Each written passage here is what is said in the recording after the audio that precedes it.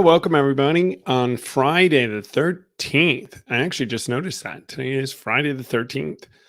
Here to Recovery Live. I'm Tom. I'm a recovered alcoholic. Back in my home office after the retreat in Loma Mar, California. It was just fabulous. Just a complete success. About 60 people through the program that saved all of us. Anyway, I want to bring Lisa on today. Lisa is our wizard behind the screen today. She's going to come on and we're going to talk about a little bit about what's coming up. Lisa, you're a little bit overworked these days, right? A little bit. We decided to give Sarah some time off. So, I'm picking up the slack for her. She needs it though. She works hard. She deserves it. Lisa and I were talking this week and we're like 3 retreats in a week, two this week and then one, right? Managing it. So we say, well, no rest for either of us. That's right. It's all good though. It's got me in the weeds with it. So I'm getting to see some familiar names and talk to some people I haven't talked to in a while. It's all good. So really, Lisa, this is, as you're well aware, this is probably one of the biggest, if not the biggest month for Came to Believe. Yeah. That we've had in the US anyway. 4 retreats in a month. 4 retreats in 3 weeks. Actually, 4 retreats in 3 weeks. Yeah, you're right. So, we're talking about, like 300 people going through the program. Yeah. All around the country.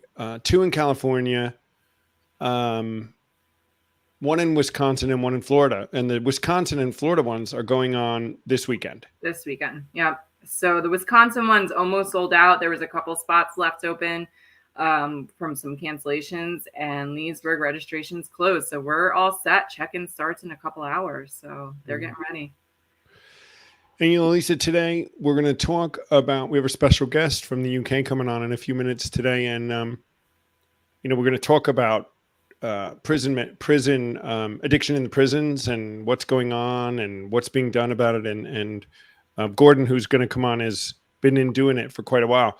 But I've been acutely aware, especially in California, of how many come to our retreats that are very recent prison attendees. Sure. Yeah. They call it the I forget what they call it, the cage. They have a funny name for what they say they were in. Okay. Well, the cage kind of makes sense. I have to remember what they say, but it's this under thing that you pick up on it, but sure. And how they haven't had a whole lot of help while they were in the prisons. So it's going to be really interesting when we bring Gordon on to see what's happening over in the UK and see what maybe we can try to do here in the United States. And I'm excited for Gordon to be on. No offense, Tom, but I always say Gordon is one of my favorite virtual retreat speakers. He's just such a good teacher, and I always enjoy listening to him, and he always has some visual demonstration. So not to put you on the spot today, Gordon, if you're not prepared for the visual demonstration, but I'm always just intrigued and I love watching what you have to say. So I'm excited to see him today. Really good. Well, why don't we go ahead and bring Gordon on, and then we'll say hello to some of our guests. There we go. Hey, Gordon is joining us from Liverpool. No.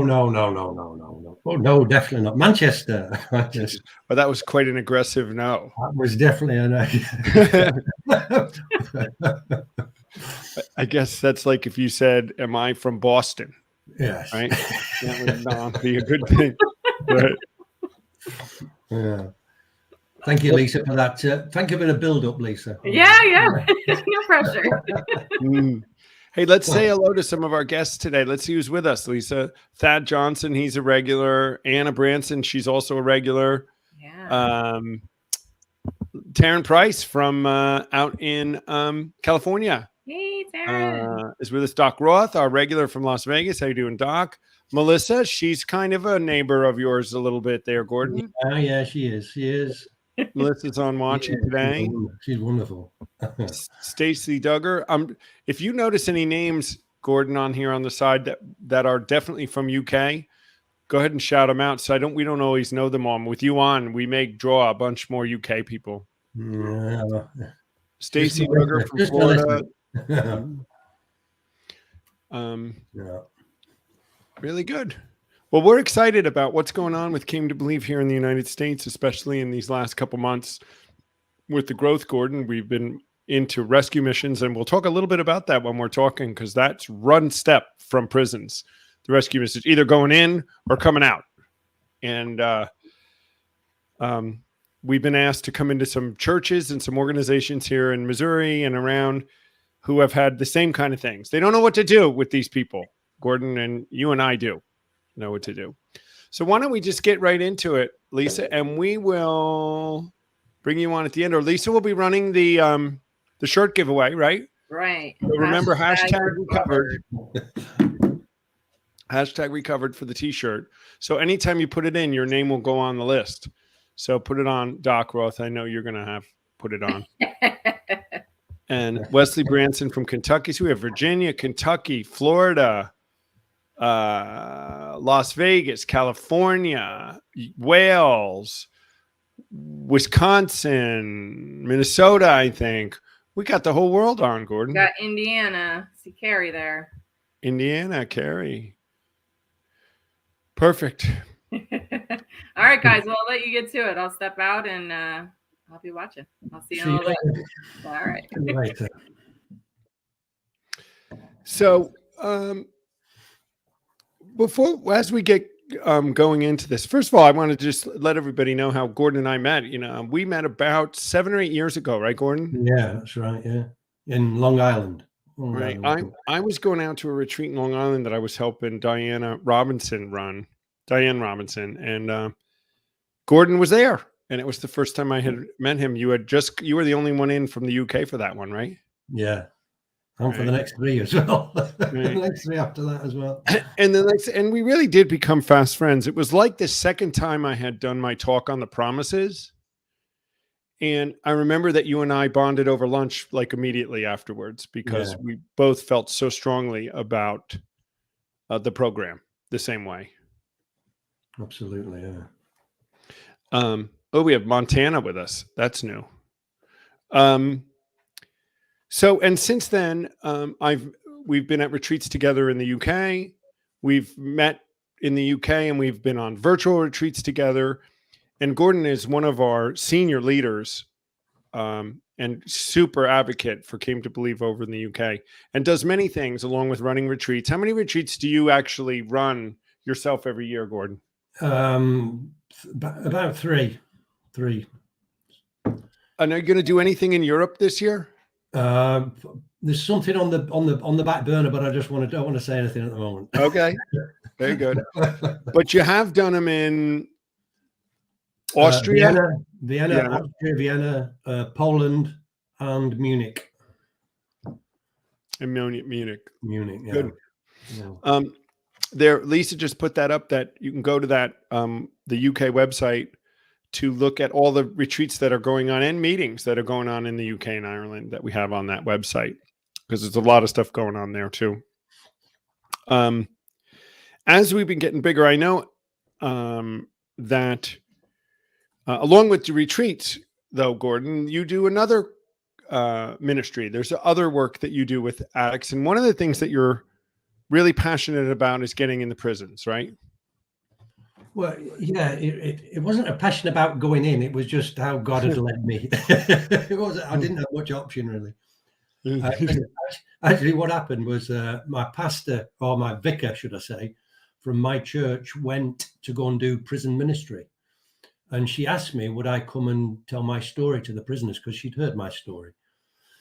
So I told my story. And when I was there, I experienced something which I've never experienced before. And that was a release from freedom from people that I thought in previous life were people that I shouldn't be around, and I was afraid of, I was scared of. And I was speaking to murderers and all people who had done lots of nasty things, and yet I was comfortable. So I asked, is there anything I can do, because I feel really comfortable here and I feel led that God wants me to work here.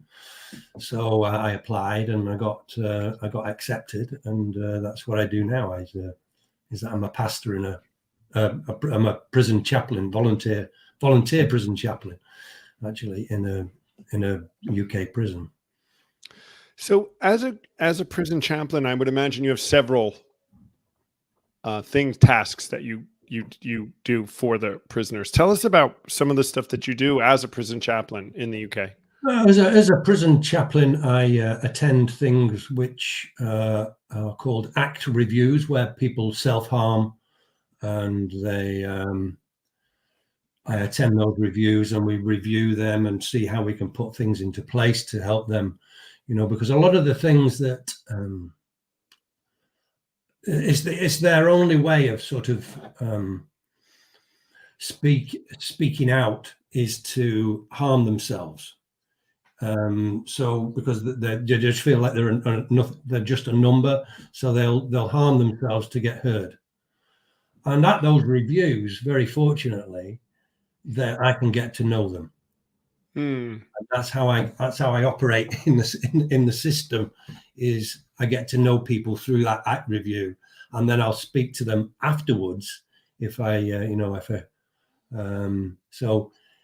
That's how I work in that system. But I have to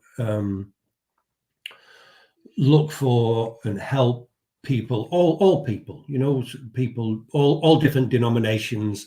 We're a multi-faith denomination, so there's all different denominations.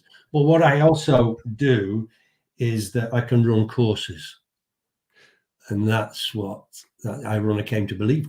I really came to believe in that. So that's really interesting. So you, as a chaplain, you have several roles, and you're going to meet everybody with and without substance use disorders. Some don't have it, right?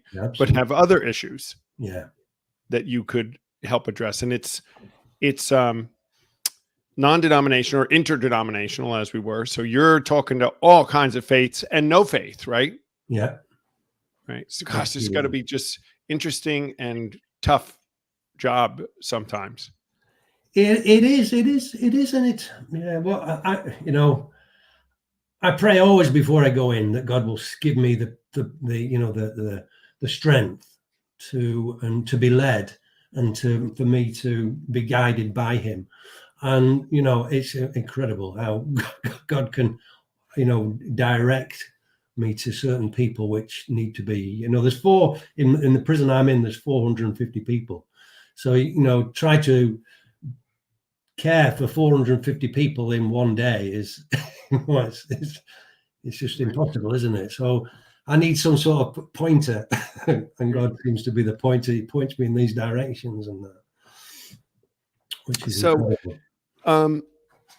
For our audience, and they know we don't hide behind the fact that Came to Believe in the original format program of Alcoholics Anonymous is Christian principles. It was back. The God of the founders was the God of the Bible, and they were using the Oxford group and reading scriptures, and this is how they came up with the whole program. So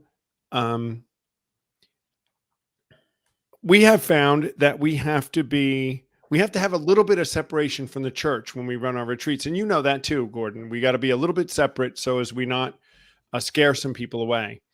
When you go into the prisons, do you find it any issue that you're the prison chaplain and then you're going to give them a recovery? Do you find that it works for you or against you, or no difference? How it works, Tom, is actually incredible, because when I walk around the prison, when I walk in the on the wings and just saying hello to people and fishing, basically, fishing. That's what I'm doing. I'm fishing for people, and people people who haven't seen me before will say, "Who are you?" And I'll just say, well, I'll tell you who I am. My name's Gordon, and I'm a very grateful recovered alcoholic, and I'm also a chaplain. And what happens is a wall breaks down immediately when they know that I'm a recovered alcoholic. They will shake your hand, they will interact with you, because they know what an alcoholic is. They know that, wow, if you've recovered from that, you're different than this. You're different than the prison officers. So it works absolutely incredibly well when you would think, you say someone in an AA meeting, you're recovered, there's a big bit of this, but in a prison system, they're full of admiration for you. Wow. So do you think you would get the same wall down if you just said, I'm Gordon, I'm the prison chaplain? No. It wouldn't come down. It wouldn't come down. Wow. I basically humble myself on their level when I do that. When I say I'm a recovered alcoholic. And that speaks so much to what we do, Gordon, and it just informs us that when we reach the least, the last, and the lost, meeting them where they're at, that's such a example of how that so much works. Necessary. It's necessary. Wow. But it's also the truth as well. You see, I think that's important, that it's the truth. Yeah. And that's where the hope is. The people that I'm working with at the moment, that's where I give them that hope, is in that word recovered. And for you guys, we know that being recovered means that we got to work our 10, 11, and 12, right, Gordon? Mm-hmm. We got to keep our daily maintenance, and we got to keep ourselves clean. And of all the people, and I know a lot of people in our system and recovered, I know that Gordon walks a program and a recovery that's super impressive and so sincere and so perfect. And I know that when you say that to those people, they see it in your eyes that, like you said, it's the truth. You are recovered. Yeah. And I've heard your story. It was, you were quite a character in the day, right? Yeah, but I believe so. I don't know if we have it on recording, Gordon's story, but I remember when I heard it in Long Island, I said, well, he should be in this room, that's for sure. Whatever happened. So let's talk a little bit about, that's just so impressive, Gordon. I just find that so interesting. I don't know that you and I have ever talked of all the things we talk about. We talk about this. We did get to see one little deficiency in your life got fixed since the last time we talked, which is you got yourself a Gibson SG. I have. Yes. A little beauty. I've got myself a little beauty. So Gordon has been admiring my red SG, and I poke at him every time I see him that I have one, and he doesn't. And now he does. So now we got to move on to something else, right, brother? Yeah. Something else. So I was looking at some research this morning about U.S. prisons, and we have not breached the U.S. prison system with Came to Believe yet here, Gordon. We just haven't gotten there. I'm getting into rescue missions, and like I said, that's like they're very, very fresh out of prison or potentially going into prison at this rescue missions. Do you know what a rescue mission is? When I say that, No, I don't. No. So a rescue mission would be like almost a homeless shelter. It's where somebody would go with no money, no anything, and they go into a shelter where they'll let them come in if you sign into a program. But it's that mostly they're backed by churches, but they are filled with mostly just the least, the last, and the lost, people with absolutely nothing, no insurance, no nothing. And they go in and they have to commit to some level of a program, and they give them job training, some basic skills education, and then some sort of addiction treatment, which we have found that they were very interested in what we do. So anyway, the people we met there were either, like I said, high percentage were just out of prison or hoping not to go in prison, and said that's their next step. But that rate of addiction with them was so high. I read this morning in some research in the U.S. that they think like something like 63% of everybody in the U.S. prisons has an active substance use disorder. Is that rate that high that you've found in the UK? But Tom, really, I think that from my experience of the prison that I'm in, obviously I can only speak of the prison that I'm in, I would say that 80% of people actually in there are in there because of drink or drugs, either killing someone because of drugs or killing someone because of the money to get drugs, or killing someone within drink or killing someone to get drink, and all those kind of things. There's always, amongst every person that's in that prison, nearly every person that's in that prison is there because of drink or drugs. It's absolutely, It's absolutely massive. Wow. I know that I've done some other research that in the US said 40% of all violent crime involved drugs or alcohol. Yeah, they will. More. I Um, would have thought. yeah. I mean, that was a study done. Well, I think COVID has raised that Yeah. because everything has raised that. That's really something, Gordon. So there's a common, they're all criminals. So they're in there, but they're in for different things. But there's a real common malady going on in there. And it's drug or alcohol addiction is filling our prisons. It's filling it. Yeah. They're filling them. So it's that big. It's that big, Tom. It's unbelievable. And you're talking of a mega business, aren't you? Yeah. You know, with drink and with drugs, especially, you are talking billions and billions of. It's a major thing, you know. Right. Because the money's so high that, you know, there's a lot of people involved in that kind of stuff. Wow. So, you know, and I think that's, if we could solve, you know, which is what we're trying to do. I know Came to Believe Recovery's vision is to end addiction, right? And that's everywhere. And to see it give families back. But I bet we could cut the prison population in half if we could end addiction, at least from what you say, maybe 80%. Yeah, I don't know about that, but anyway, well, we can help people who are wanting to be helped, I believe.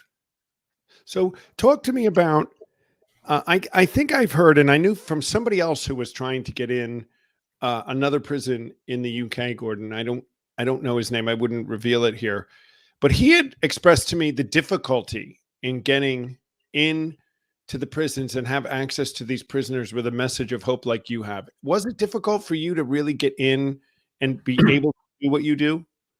Well, I'd done a 2-year ministry training course, not because to get into prison, but I'd done that anyway for my own benefit, and I think that helped. I think that helped me get where I have got to, and I think, you know, you just have to. There's a lot of different, you know, the position that I'm in there is, you know, I've got free access. Okay. Well, you can get in there without not having free access. Okay. You know, you can become a visitor. You can do other things which you just so that you don't get to see everybody, but you can get to see certain people. I've got somebody at the moment, a friend of mine, who is taking somebody through I don't know how he's doing it really, but he's taking them through the 12-step program, the booklet that we go through, the legacy guide, over the phone with a prisoner. Wow. Well, if it works over Zoom, I imagine it'll work over the phone. It'll work over the phone as well. Do you have any restrictions about what you're allowed to say or do when you are dealing with them? No. Well, that's something. Now, you were saying that you have free access pretty much, and you do whatever you want ish, right? Yeah. I mean, you could, but not everybody does. No. So I guess that's interesting to me. I guess as the prison chaplain going in, that does give you some freedom because you're their spiritual welfare. Yeah, because I'm dealing with everybody rather than just a few people. Right. Um, So tell us, like, in specifics, exactly what do you do as Recover? Do you run meetings? Do you take them through the steps? Do you do it weekly? Do you do it daily? Exactly what do you do in the prison? when I first went in, Tom, into the prison, which was about 5 years ago, the managing chaplain, I spoke to him about, you know, an idea I had of doing Came to Believe Recovery, and he was excited and that, and I started doing that, and I was doing classes of sort of 6 and 7 and that over. You see, one of the biggest problems you have is that you can only have a prisoner for, say, 2 hours in an afternoon. So you know your time restricted, and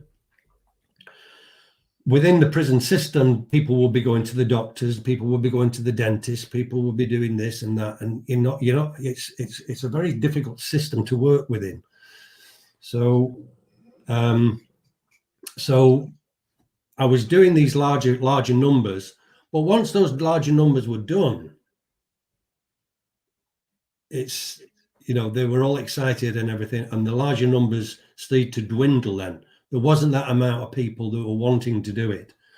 You know, you wheeled out the people that wanted to come just to have the afternoon off. You know, yeah, I've got a problem. I just want to get out of my cell, you know, for the afternoon, and that kind of thing. So you've got all that sort of stuff happening in there.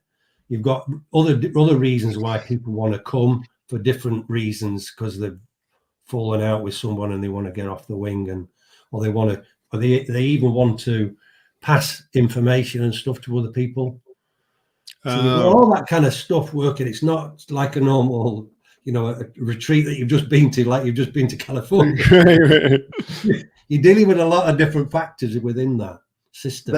It's got to be so interesting. What percentage of them do you think you come to your of the 450?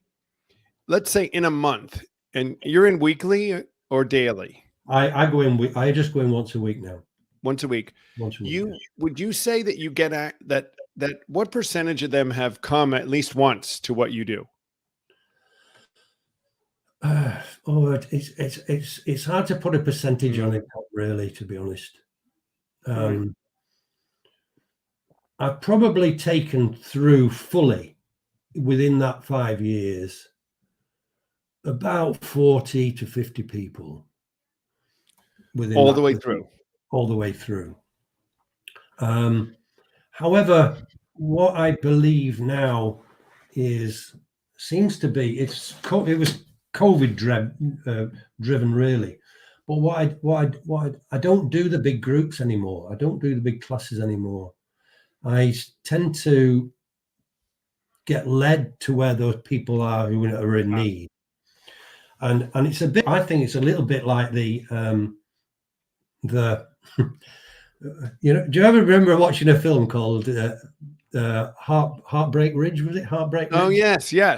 Right, with Desmond Doss. Right, and it's a little bit like Desmond Doss. Just one more, God. Just one more. And, you know, I'm doing it on a one-on-one, and it's you know, I'm doing it on a one-on-one, and because it's a one-on-one, I don't get that interference of people passing stuff, people interfering stuff. I've got that one person, and I'm going to help that one person. That one person wants to get help. The puppy. Sorry, so it does. You know, we find here we want to do the groups because of in the retreat system, but that totally makes sense that they have other agendas when they come to your meeting. Yeah. And that one person who really wants it could really derail that. Yeah. Because he won't be wanting to share anything because, you know, you're in that system. Yeah. And you don't want to be sharing anything. Right. You can get taken advantage of and all sorts of things. So with the rate of the addiction there, and with what I've seen in my research here in the US and what we hear about, are you frustrated or disappointed with the effort that the prison system makes itself for you to get access? Like, what are they doing? How much support do they give you? How much are they addressing? Are they realizing that they have to really help with this addiction issue if they want to reduce recidivism? Well, the prison system has a in the UK, the prison system has a drug. It's called a DARS team, which is drug alcohol recovery service, and they, you know, obviously they help people with drug and alcohol addictions, but in a secular way of avoidance and watching triggers and all that kind of, you know, all that kind of stuff. So yes, they do have that. They do have that system, and I do work with people within that system. And they'll say, you know, oh, why didn't you have a word with such and such a person? You know, and I will go and have a word with them and see where they're at. And sometimes they'll go to these drug and alcohol because they have to have that on their sentence plan. They've got to go to that on their sentence plan. So they've got to achieve a certain thing on the sentence plan. And once they've been through that, then I'll take them through take them through then as well. But there's certain criteria that they have to fit for their parole. And you get people like that who'll just come because they might look good on their parole system, but Right. really, you know. So there's all those different factors which you've got to juggle about with. So it's not an easy path to follow, but the path which is producing, I want to say, the most fruit is on a one-on-one. Okay. When I did also my research in the US, they focus too on like detox. The main things that the prison systems do is they do a detox, a very medical thing, and then medication. They manage it from a psychological, medical standpoint and get them stable. And then there are 12-step meetings that go on in the prisons. But beyond that, as much as it's getting more and more and more, they're doing it. Really proactive efforts toward bringing a program like a Came to Believe within the prison systems is not happening in the US. Right. And we could see why wouldn't we get the same results that we get aside from all the agenda distractions that you get in a prison? We would expect to see anybody that put their heart to it, which I'm sure you're seeing, which we'll talk about in a minute, they'd have the same success rate. What do you see within the prisons of the success rate when you take them through the program the way that we do it, Gordon? What kind of success? Well, the real success, I suppose, for me, the real success, I can't really measure the success because the only time that they're put to that test is when they're outside. Right. And you know, you've got no contact. You don't have contact. You're not allowed to have contact with those people after. So once all I do is it's a bit, I suppose it's a bit like the retreats used to be. You know, we get them through the steps and then they're off on their own, you know, and leave them on their own.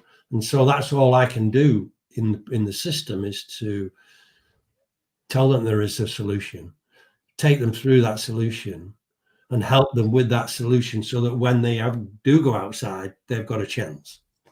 You know, I've heard that too. You know, you've heard of foxhole prayers. You know, they got people that have foxhole. The people have prison prayers. I think, you know, when they're in prison, they're a captive audience.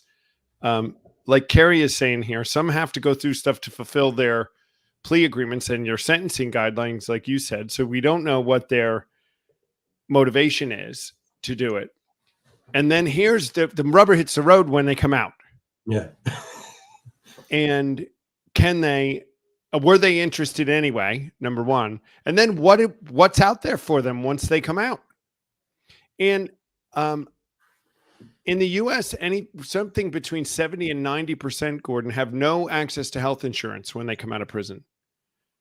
Right. So any kind of let's say somebody even wanted to go to a regular rehab or something right out of prison to get a jump start.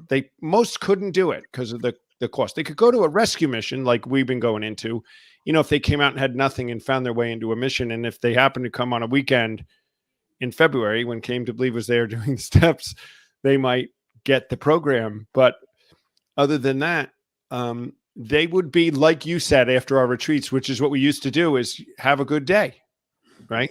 Do your 10, 11, and 12. But that was about all we did, right? Yeah, that's right. And we found more and more that a proactive effort to help and support people working their 10, 11, and 12 is critical. And I would imagine it's critical for the prison population as well. It is. It absolutely is. You know, I can help them and guide them and teach them. But as you say, when they come out, you don't know. So you can't have any contact with them when they come out. I can't, no.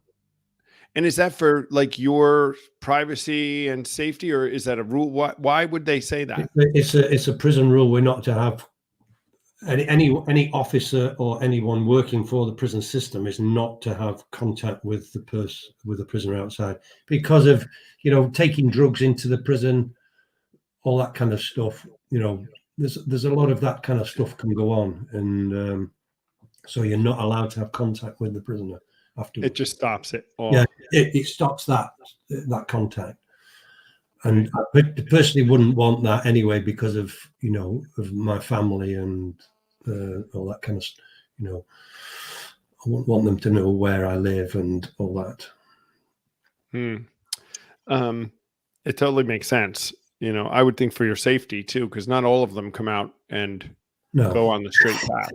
no, and absolutely not. Right? Absolutely not. So they'll be coming up to steal your SG. Yeah. They might get a We surprise. didn't know I had one until today. Yeah, that's true. They'd have a surprise if they came to my house here in the US getting the SG. You just got that today? No, I got it about 3 weeks ago. Oh, and you're just telling me today. Yeah, Well, you waited for this. Oh, absolutely. I couldn't just tell you on the phone, could I? Yeah, no, you couldn't. Tell all these wonderful people as well. Right. Now we got to up the bar. Now I have to think about what I have to do. Well, it's really impressive what you do. I've had a couple attempts where people have contacted me, Gordon, about trying to go into prison systems here in the United States and to bring our program in. But the same obstacles exist here, which is limited time with the prisoners, limited time at any one point with them, limited groups that you can get to them. It's all about not having this open access like we do at a retreat. Like we couldn't go in on a Friday where they'd let them all meet with us all Friday evening, then all day Saturday and half a Sunday. It's not going to happen. And so this becomes an issue. And then you have this percentage of those that'll come just to get their day. So how we do this, and it's difficult to get in. And there's even some issues in the prisons with, you know, what they would call the religious aspect of this is they want you to be careful with, because it looks like they're endorsing something. I don't think that's as big a deal as it used to be because we're not a church. It's not such a, you'd be amazed how many people have got a faith. Have or haven't? Have, believe it or not, have got a faith in the prison system. There's more people with faith than there is who are agnostic or atheist. Mm-hmm. Far more people.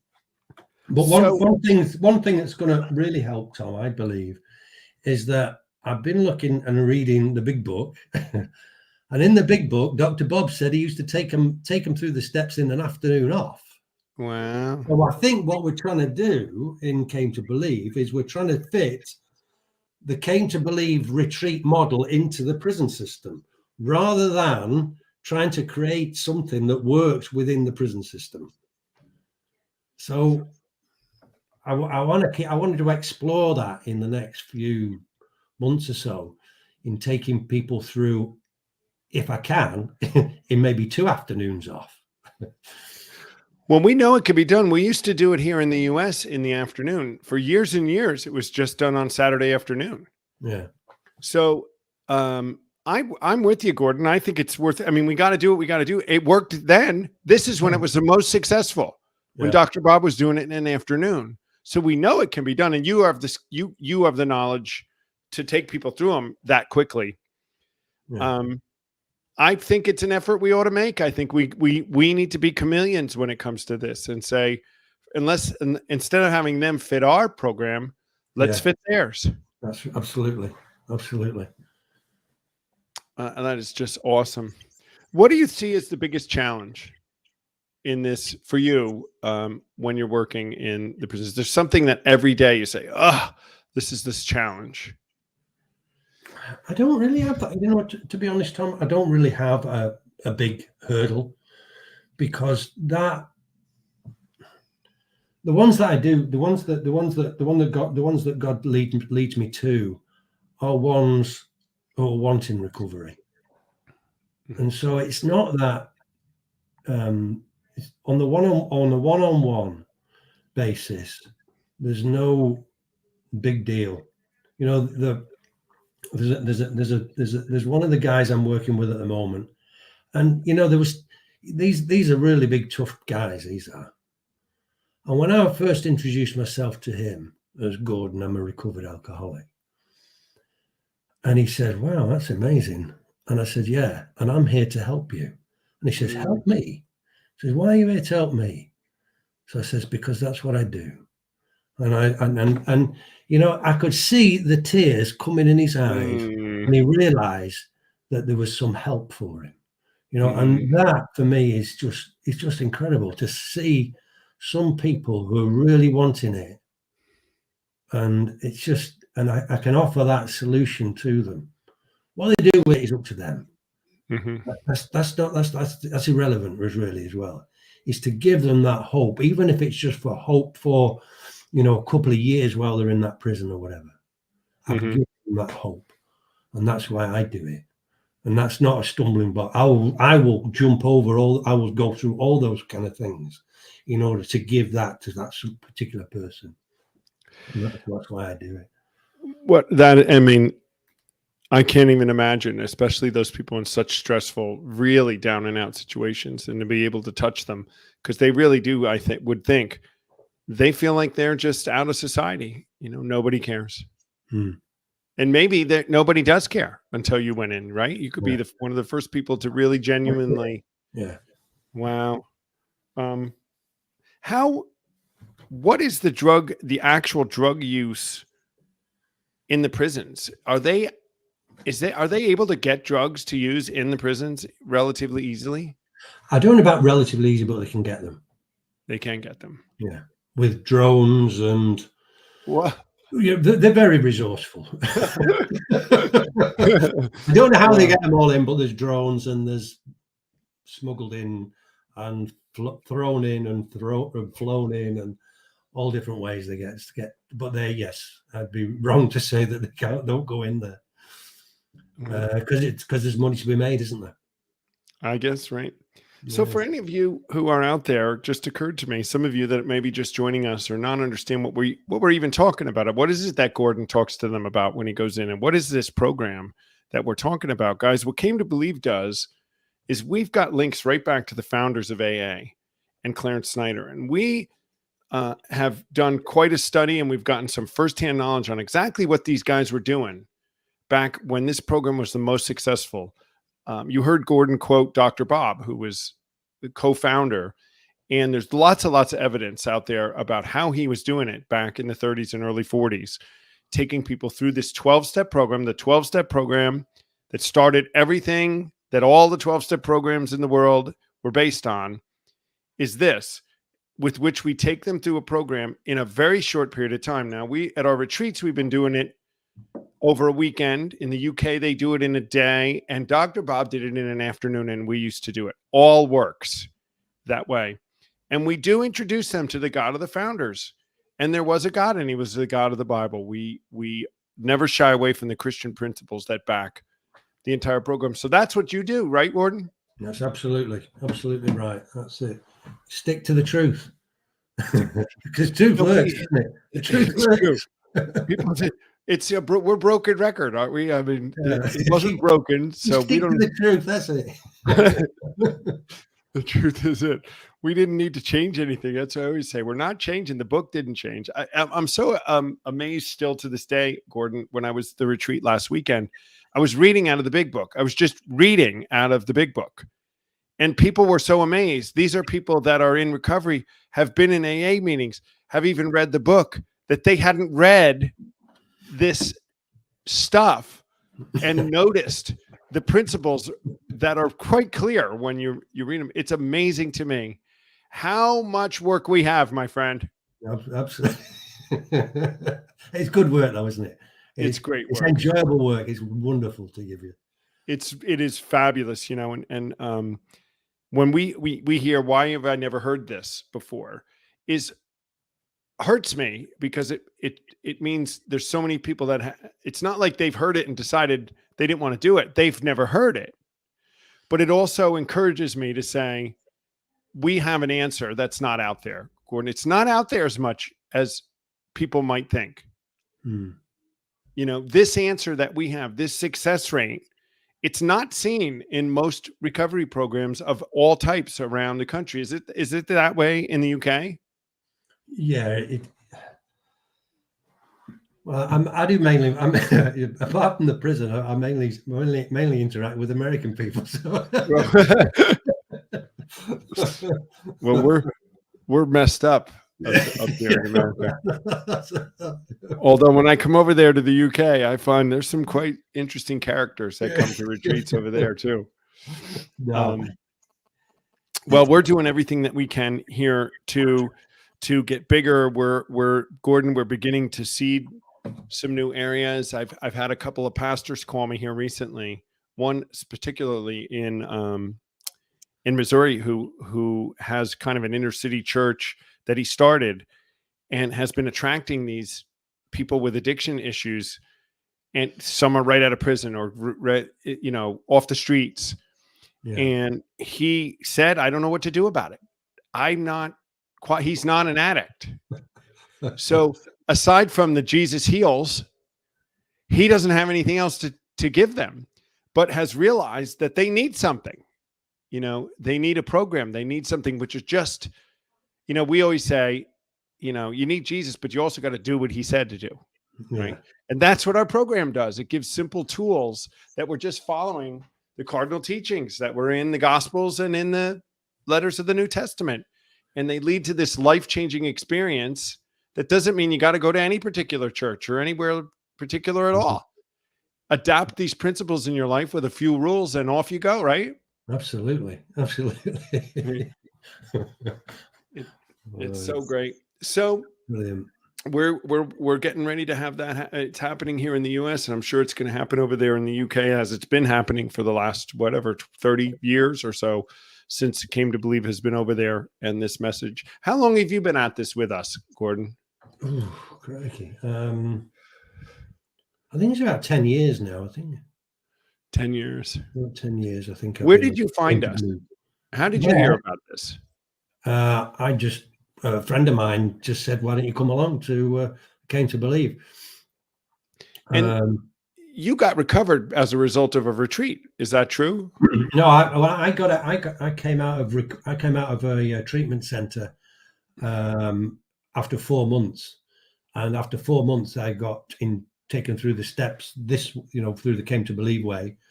And everything just seemed to mushroom from there on in. We were like roadies. We were going to every Came to Believe get to. And that's where I met one of a lady called Karen, an American lady in Ireland, and she invited me to the Long Island retreat, and that's where I went to. She said, I might think about it in a couple of years. She said, what are you doing next month? So I said, I'm not doing anything. She said, why did you come? That was it, really. That's such a common story that we hear as people that have been through treatment centers and things, and they learn a lot, and they get, maybe they get off the drug, but then they come to a retreat and everything comes together. And that's where they really begin to have that fourth dimension existence, is after they experience the retreat. Yeah, that's what happened for me.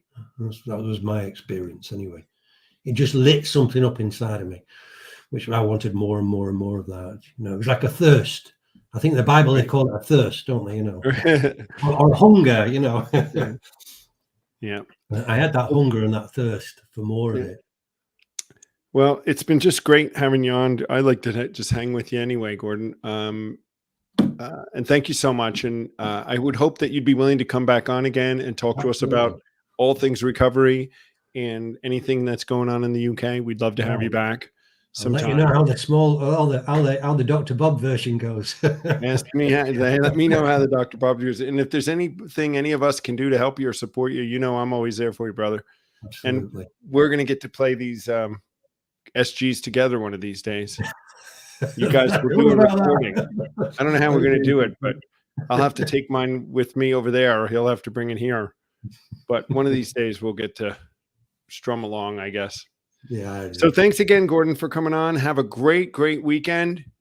And we'll see you again soon at either a retreat or back here on Recovery Live. Thanks. Absolutely. Thank you, Tom. Thank you. Yep. It's been a real pleasure. Yep. Thanks. Lisa, you want to come back on and we'll run the... Sure. Lisa's back now. I'm back. I got to say, that was interesting. I was in the background and I was like, how do I ask a question? I'm like, that's all right. It was fascinating though, and I loved all the comments of ways that drugs apparently get into the prisons. I had no idea they used to use pigeons, and I don't know what a mud hole is, but that's something. So it was interesting. And the drones. Drones, right? Who would have thought drones? These day and age, I guess these tiny little drones, they come in. I guess, yeah, I was fascinated. It was such an interesting conversation, but some of what Gordon was saying reminded me of the Coursera conversations, of that harm reduction and just being there and saying, I'm here to help you. Like, it's that you're still human, you're a person. And that was it. That's what I heard from Gordon and why it's working.